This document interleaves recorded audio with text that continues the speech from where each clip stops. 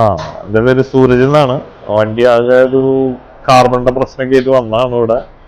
അപ്പൊ എല്ലാം ചെയ്തിട്ടുണ്ട്. ഇനി അത് 2-3 ദിവസം കഴിഞ്ഞിട്ട് നമ്മൾ നോക്കിയിട്ട് അവരായിട്ട് സംസാരിക്കുന്നതായിരിക്കും.